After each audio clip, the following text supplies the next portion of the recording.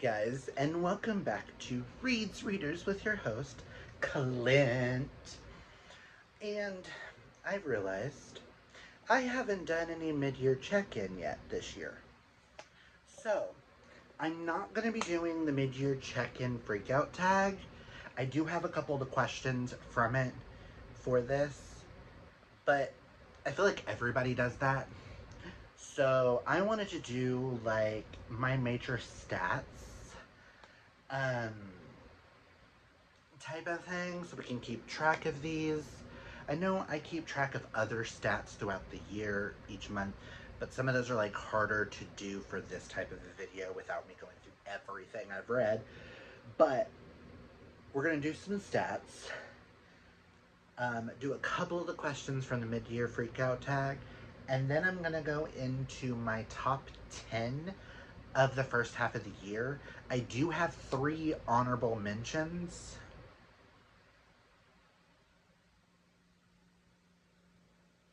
That I want to talk about just because they didn't make it to the top 10, but I still think about them.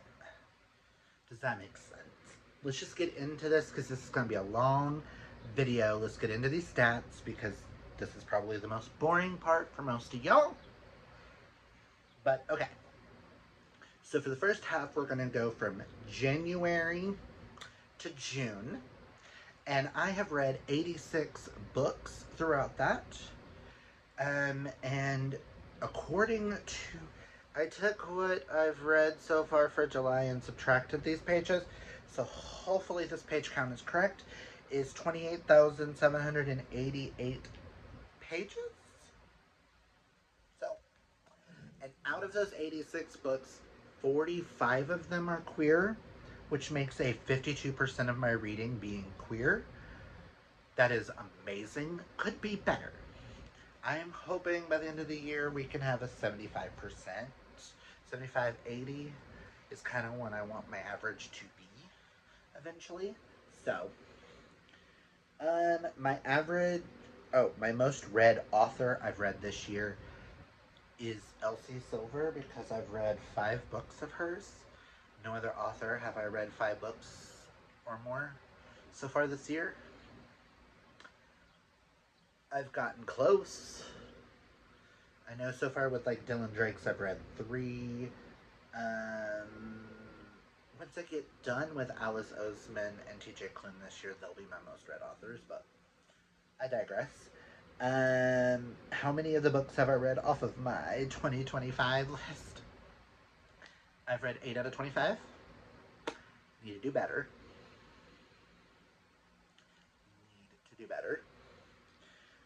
Okay, so my average rating for the year has been a 4.6, which is what I typically would see because I'm an active DNFer.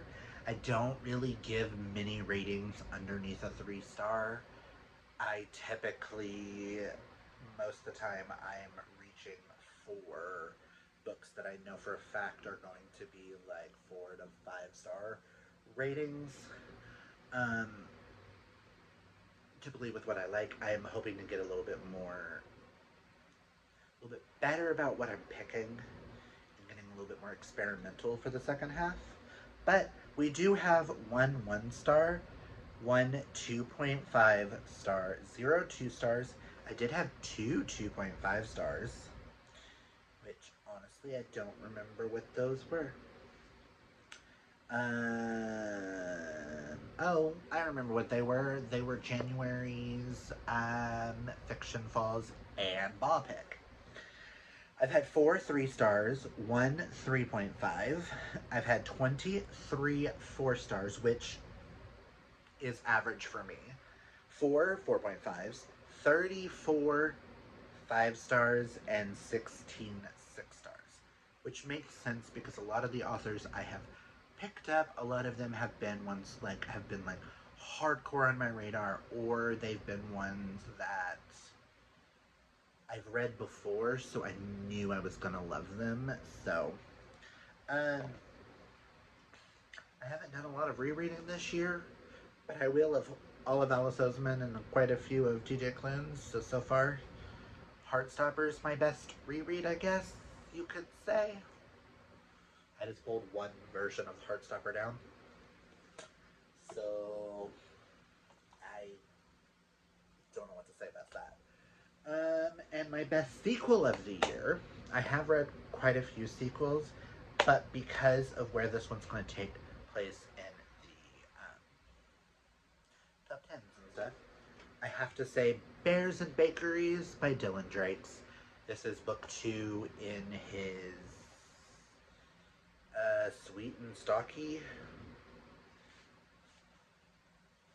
Is it Sweet and Stocky? Yeah, Sweet and Stocky series. Book 1 being Cubs and Campfires. And this is bears falling in love in a bakery shop, and donuts aren't the only thing getting frosted, so there's that. So now let's get into a couple of the questions that I have from the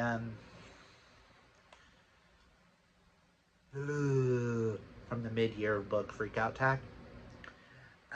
This one is, what new releases have I not read yet? I have 2 of them sitting next to me, being Pole Position and Bury Your Bones in the Midnight Soil. Both will get read in July because this is the Baugh pick and the Fiction Falls pick.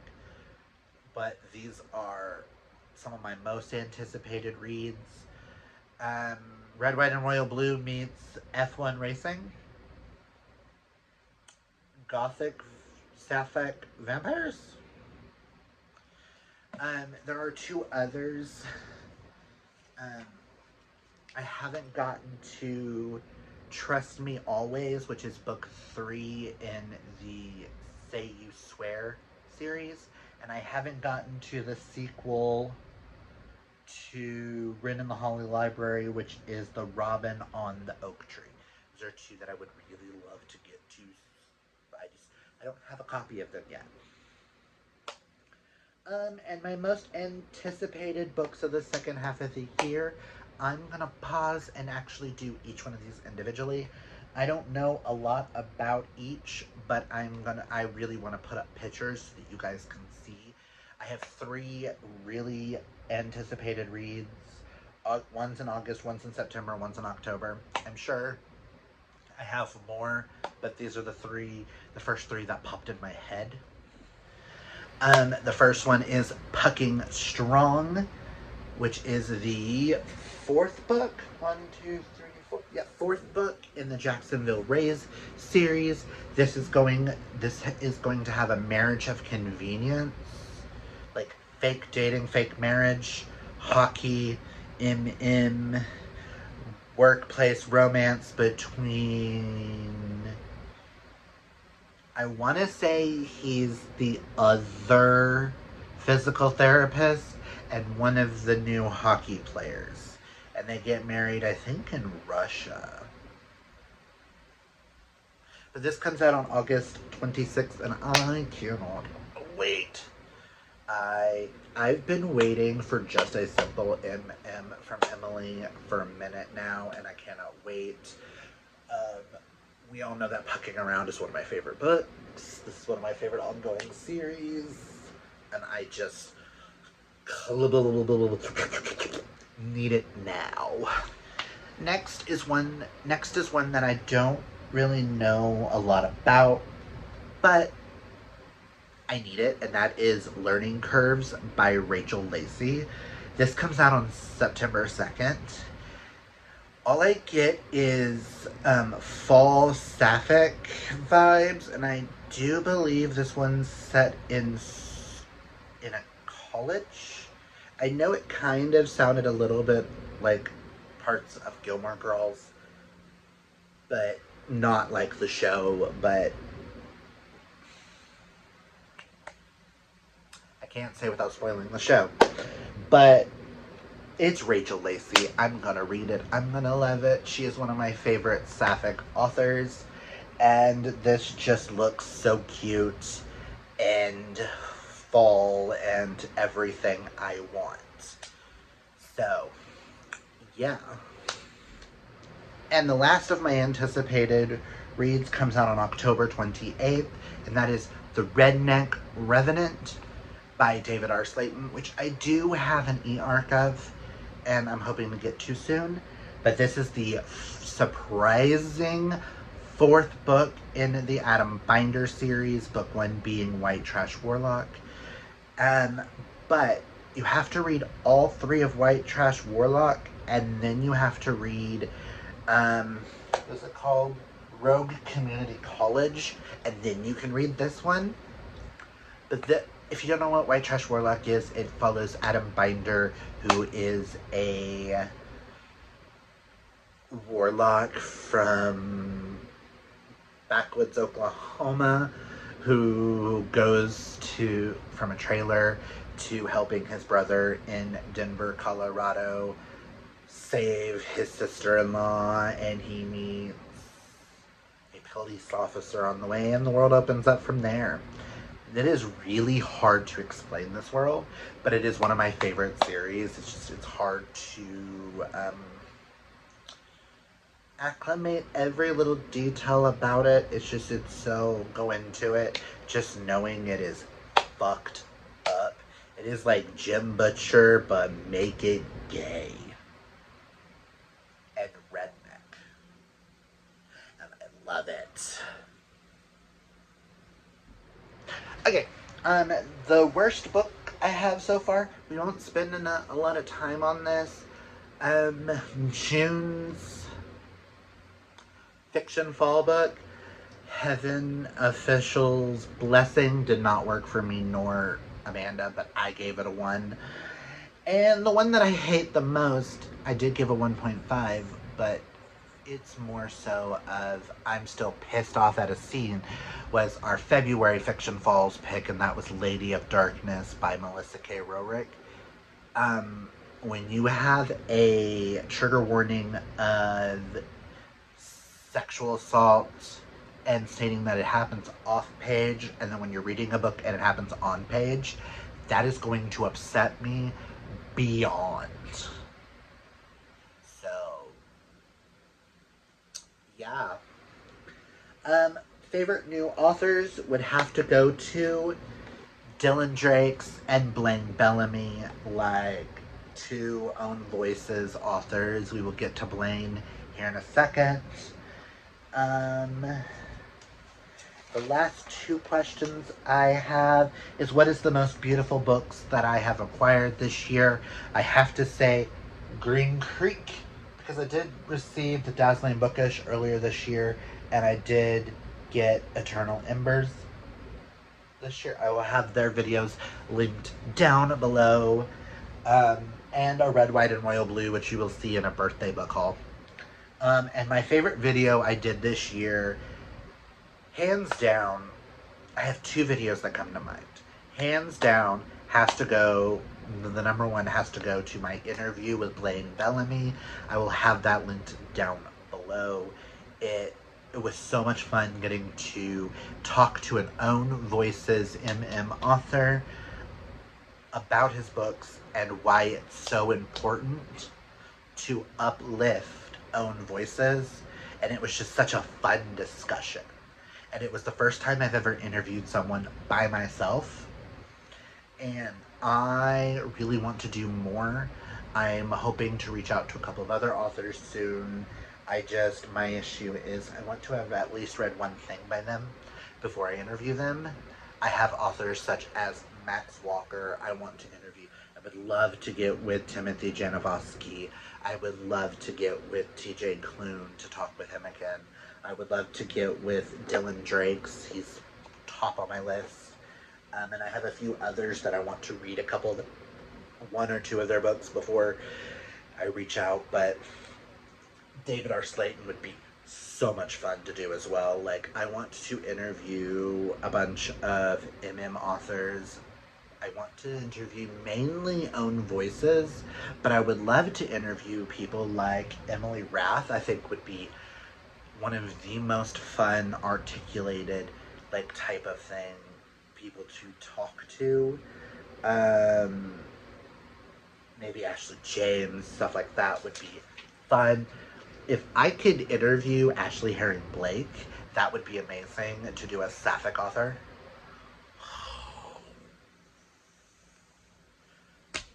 Oh my god, why is it not on this list? Well, we're about to get into honorable mentions, and I forgot to bring Dream On Ramona Riley. Just know um,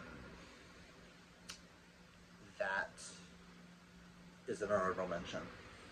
But let's get into our honorable mentions to start with, and then we'll go 10 to 1.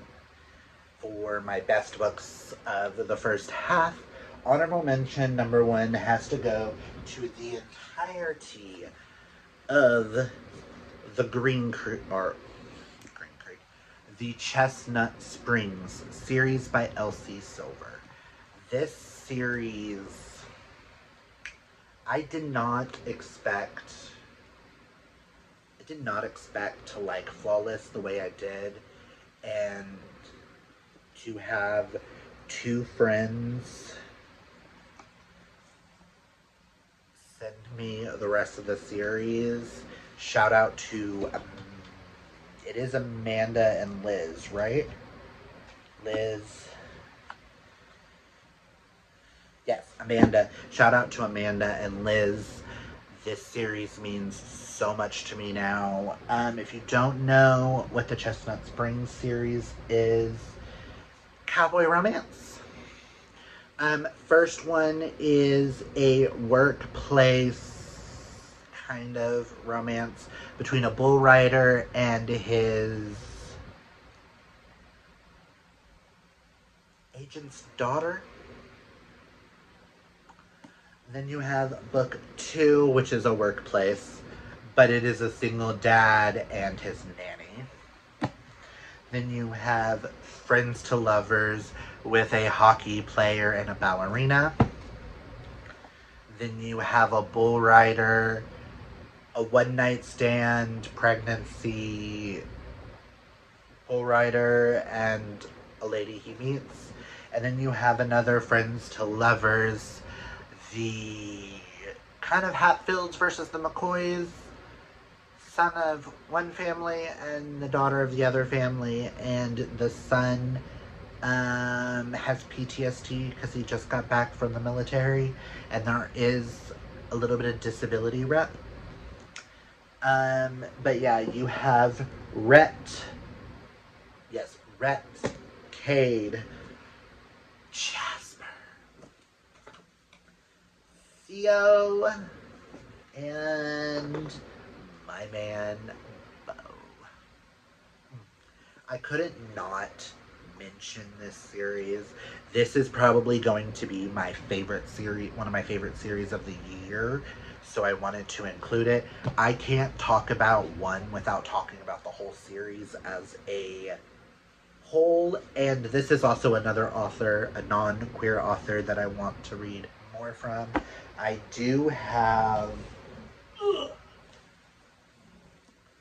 the First and the Gold Rush Ranch series by her that I got for my birthday from Amanda.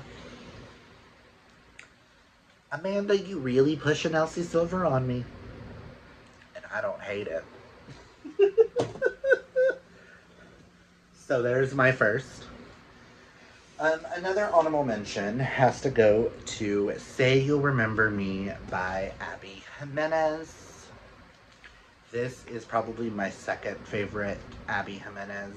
It's kind of fighting with yours truly on which one is my favorite, but this follows Xavier and Samantha, who goes on a first date, and then Xavier finds out that Samantha has to move home the next day to help take care of her mother, who has Alzheimer's dementia. And it's their story of them coming to terms, them being separate, but still finding the time to fall in love. And it's just so beautiful. The everything starts with you and ends with you. One of the most beautiful books I have read this year. And my last honorable mention is the novella for Haley Turner's Soulbound series, and that is Born to be Legends. We all know how obsessed I am with the Soulbound series. If you don't know what Soulbound series is, book one is a fairy of bones and gold. It is basically adult shadow hunters, but make them gay. You have a... Is he a wizard or a warlock? I think he's like a... You have a magician-esque character and a werewolf falling in love. And this takes place after all the... you have to read the whole series, the 2 spin-offs, and then you can read this. But this is that she made it for the fans. This was everything I needed, and I bawled. Now let's get into my top 10 for the first half of the year. I am so excited. In my number 10 slot goes Daisy Darker by Alice Feeney, the one and only thriller. Mind you, out of this top 10, 1, 2, 3, only 3 are not queer. But this is pretty much the "and then there were none" trope of this family comes to Daisy Darker's estranged secretive family is assembled for Nana's 80th birthday party in Nana's crumbling Gothic house on a tiny island. They finally back together one last time, and when the tide comes in, they will be cut off from the world for 8 hours. Then at the stroke of midnight, as the storm rages, Nana is found dead. An hour later, the next family member follows.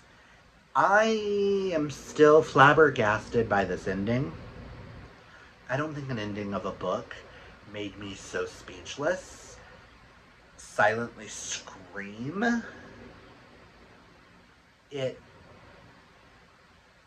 want to read more Alice Feeney because I've read one other by her and gave it a 2.5, and then read this and gave it a 6. Like, this is my favorite thriller of all time now. This beat The Only One Left by Riley Sager, because I'm still like, what the fuck was that ending?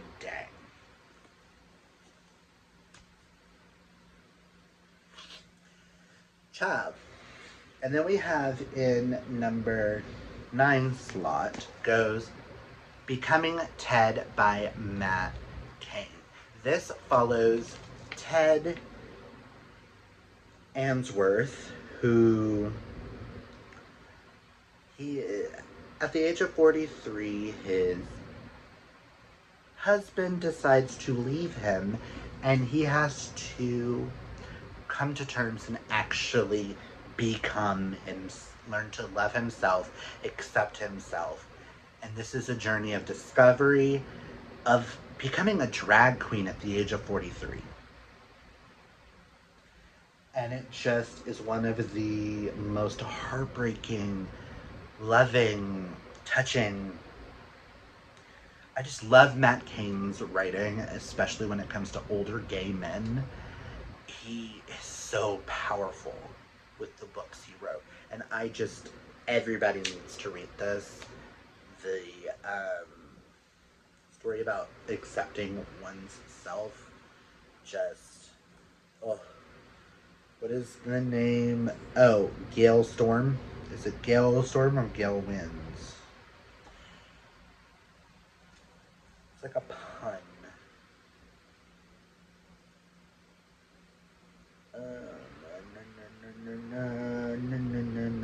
I don't remember the drag queen name he becomes, but it was like perfection.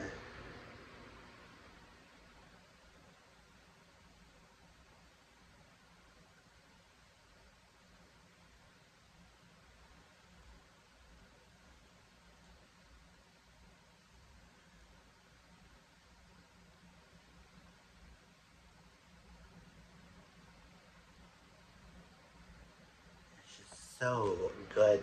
Highly, highly recommend. So 10, 9, and 8 slot goes to Love and Other Disasters by Anita Kelly. This is a NBF romance between two chefs on a cooking show. Non-binary and a woman. Dahlia and London, and that's all I'm going to say. That, and there were flying fish tacos. That's all you need to know going into it. This was amazing, and I love discussing this with Jasmine. It was just so much fun, and I love this. 9 and the 8. So in the 7th slot goes to Celestial Bodies by Blaine Bellamy. This is book 1 in the Black Arts of Vexora series. That is the name of the series. This follows Julian and Dasius. They're from feuding kingdoms.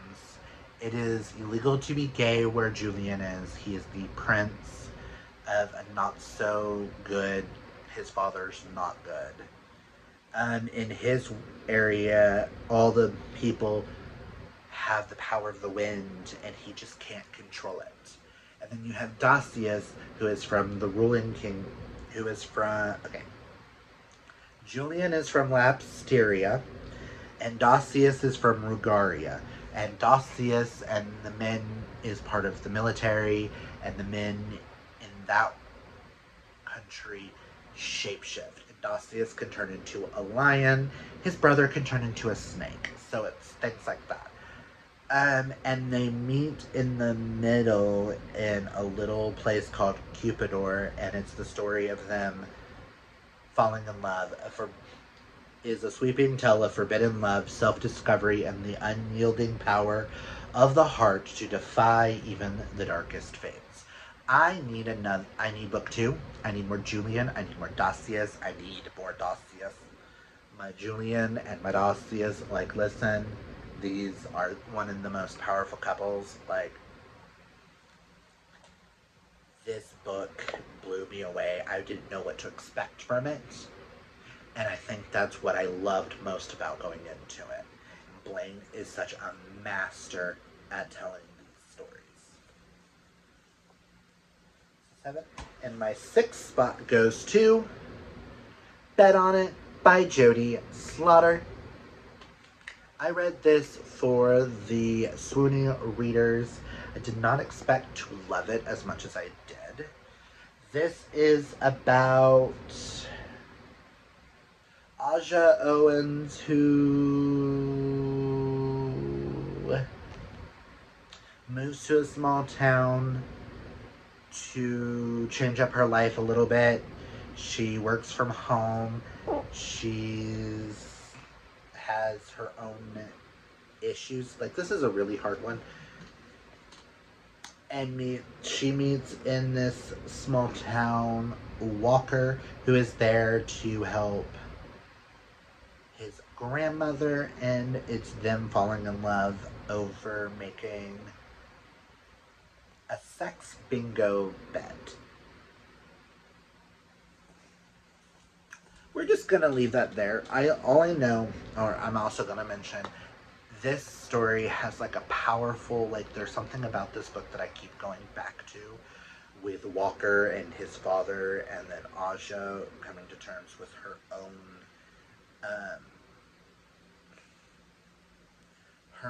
being, that just brings tears to my eyes, and I can't stop thinking about it. So then, now we're into the top 5, and number 5 spot goes to my favorite BA book of the year, and that is The Romantic Agenda by Claire Kahn. This is one of the most powerful discussions we had. This is an asexual romantic comedy. I'll read this a little bit at the top, which is: Joy is in love with Malcolm. Malcolm wants to date Summer. Summer is in love with Love, and Fox is Summer's ex-boyfriend. This is the story of Joy and Fox. We now hold up every love interest to Fox. That's all I'm going to say. In fourth slot goes Burned and Bound by a Winchester. This is a dark romance. It is heavily dark. Please look up trigger warnings. Cowboy romance. Mel. This follows West and Jackson.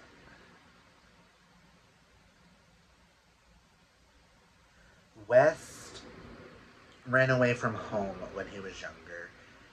West and Jackson's family owns this ranch together. Well, West runs away from home because the fact that he tells his father that he loves Jackson as a kid. And his father almost tries to kill him. Well, West runs away, gets in a lot of trouble. He ends up going to jail, and some things happen. He was severely attacked and things in jail in ways that no one should ever have done to them. This book brought me to tears.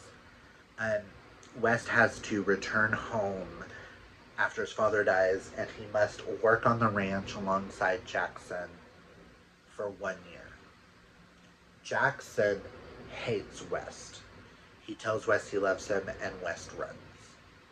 He doesn't understand, and it is the story of them coming together and just the purity of that love.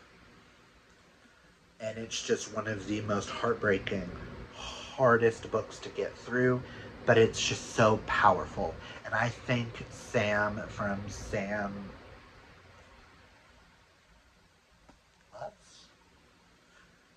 my brain is blanking on everybody's channel, but I will link Sam down below. But Sam mentioned this to me, and I just had to read it. And now I have this, and I kind of want the other edition as well. I love this book. This is a book I think I'm going to be thinking of. I mean, this and the other three are going to be all-time favorites. This is just... After reading the L.C. Silver series, I wanted M.M. Cowboys. I got me some M.M. Cowboys, and it is dark, alcoholism, triggers. Look them all up. It is so beautiful. I highly recommend this to a lot of people, but please look up trigger warnings and make sure none of them hit you. In third spot goes the other Blaine Bellamy book I read this year, and that is Step in the Zone by Blaine Bellamy. This is I would say this is a step into dark romance. It is not a dark romance, but it does tackle some dark romances. This is an M.M. stepbrothers hockey romance with kink, following Raphael and Cody. Raphael's father left him shortly after his brother died, and Raphael's life has spiraled. Well, his dad's back with a whole new family, a new wife, and a lovely stepbrother, and Raphael has to move in with him, and he decides to take out all of his frustration about his father out on Cody. And this is the story of them coming to terms, bisexual awakenings for both of them, and the beauty of their relationship through trauma, through pain, through everything, into the kinkiest things I've ever read. There's a rimming scene in this that I think about almost daily. My number 2 spot is No Shock, is Sword of Kaigen by M.L. Wong. I did not think I was going to like this. I will link our live show discussion down below, because this is a really hard one to talk about. I know a lot of people absolutely love this. I think this is a one-time story taking place in one place. Yes, I know it feels like there's more going on in this world and we need to discuss that. But this takes place in one location with one battle. And this is about a mother's love and what she will do to protect her kids. Just Mamoru Misaki is probably one of my all-time favorite literary characters, and I will hear nothing bad about her ever again.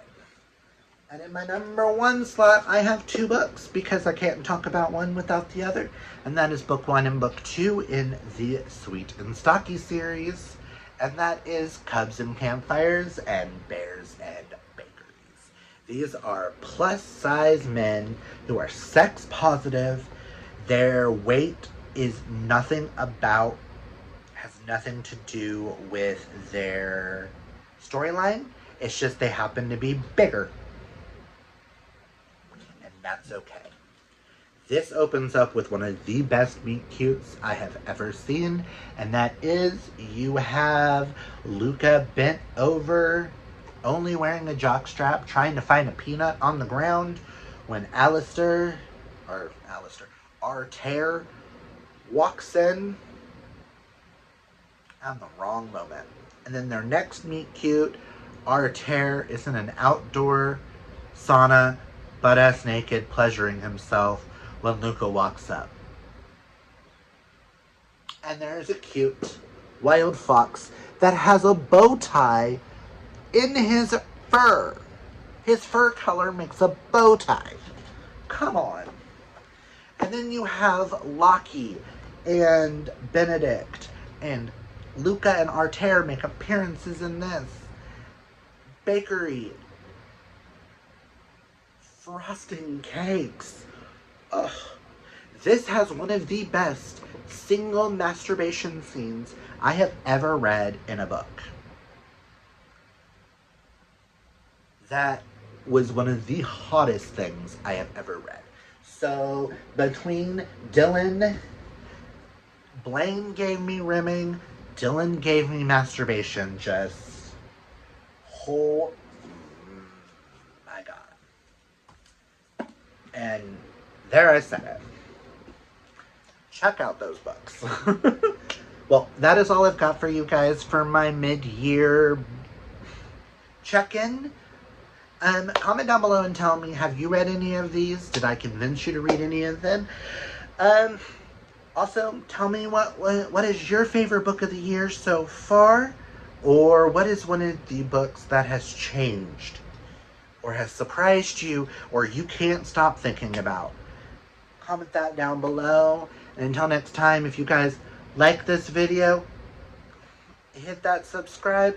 And until next time, embrace your inner rainbow, take care of your mental health, hydrate or mummify as they say, and until next time, I hope you have a fabulously gay day, month, year, whatever it is for you. I hope it's fabulous and gay. Until next time, bye!